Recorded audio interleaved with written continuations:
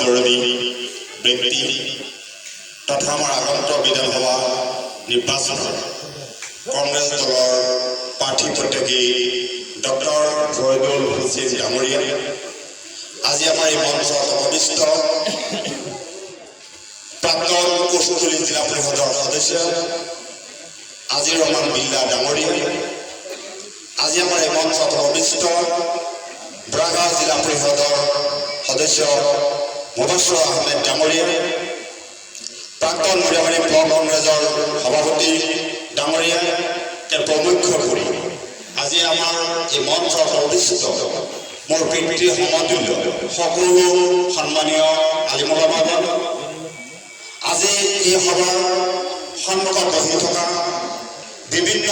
কংগ্ৰেছ দলৰ বিভিন্ন বিষয়ববীয়া বিভিন্ন মঞ্চ সভাপতি সম্পাদক আদি কৰি সমূহ বিষয়ববীয়া তথা আজি সভাৰ আসন অলংকৃত কৰা সলনি কৰা আমাৰ কংগ্ৰেছ প্ৰেমী ৰাইজ তথা সাংবাদিক বন্ধুসকল মই প্ৰথমতে আপোনালোকক এটা কথা কৈছোঁ পৰিৱৰ্তন যদি আমি বিচাৰোঁ প্ৰথমতে আমি নিজকে পৰিৱৰ্তন কৰিব লাগিব ইয়াৰ ষ্টাৰ্টটো হ'ব লাগিব নিজৰ পৰা আমি কি পাইছোঁ স্বাধীনতাৰ পিছৰ পৰা আমি সমষ্টি কিমান দূৰ উন্নয়ন হ'ব লাগিছিল আৰু কিমান দূৰ হৈছে এই কথাটো যদি আমি প্ৰত্যেকজন ব্যক্তিয়ে আমি চিন্তাৰ স্থলে আমি চিন্তা কৰি উলিয়াওঁ তেতিয়াহ'লে আমি নিজেই তাৰ ফল লাভ কৰিম আমি কৈছোঁ কিছুদিন আগত এটা সংগঠনে মোক মাতিছিল মই গৈছিলোঁ ৰাস্তা মৰিয়াবাৰী টু মৰিগাঁও এখন আমি ভাল ৰাস্তাই কৰোঁ যদি আমি এই অভাৱনীত প্ৰচেষ্টা যদি এই অৱস্থাত থাকি যাওঁ তেতিয়াহ'লে আমাৰ নেক্সট যি জেনেৰেশ্যন আমাক কিন্তু ক্ষমা নকৰিব আমি সেইকাৰণে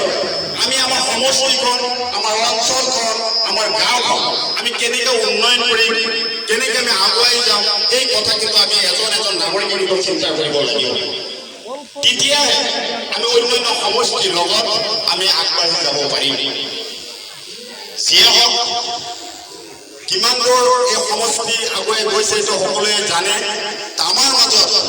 2026 চনৰ যি বিধানসভা নিৰ্বাচন হ'ব এই নিৰ্বাচনত আপোনালোকে জানে আমাৰ মাজত উপস্থিত আছে নগৰ ডিগ্ৰী হস্পিটেলৰ স্বত্বাধিকাৰ তথা মানৱ বিৰোধী নেতা ডক্টৰ ফৰিদুল হুছেইন ডাঙৰীয়া এখেতলোকৰ আশা আকাংক্ষা লৈ আমাৰ এই লাহৰীঘাট সমষ্টিৰ সন্তান এখেতে নিজৰ সমষ্টিখন নিজৰ অঞ্চলখনক কেনেকৈ আগুৱাই যাব সেই কথা চিন্তা কৰি ৰাজনৈতিক পথাৰত প্ৰাৰ্থী প্ৰত্যাশী হিচাপে প্ৰথম খোজ আগবঢ়াইছে আমি এই প্ৰাৰ্থী প্ৰত্যাশী এই খোজত আমি সকলোৱে সহযোগিতা আগবঢ়োৱা উচিত বুলি মই অনুভৱ কৰোঁ আমি আশা কৰিছোঁ আগন্তুক দিনত এখেতৰ নেতৃত্বত লাহৰীঘাট সমষ্টিত যদি মহান আল্লাহভাৱে আগবঢ়াই দিয়ে তেতিয়াহ'লে নিশ্চিতভাৱে ৰাইজৰ আশা আৰু আকাংক্ষা অভাৱ অভিযোগ উন্নয়নৰ পৰা আদি কৰি সকলো দিশতে আগুৱাই লৈ যাব বুলি আমি বিশ্বাস কৰিছোঁ আশা কৰিছোঁ সকলো দিশতেই আজি চাওক শিক্ষাৰ ক্ষেত্ৰতো হ'ল এটা জাতি বা এটা সমাজৰ মূল মেৰুদণ্ড যদি কোনোবাই শিক্ষাৰ ক্ষেত্ৰত আগুৱাই যাব নোৱাৰে তেতিয়াহ'লে কোনো ক্ষেত্ৰতে আগুৱাই যাব নোৱাৰে স্বাস্থ্য ক্ষেত্ৰ যদি ভাল নহয় তেতিয়াহ'লে মানুহ যদি স্বাস্থ্য ক্ষেত্ৰ যদি ভাল নাথাকে তেতিয়াহ'লে মানুহখিনিয়ে এখন সমাজ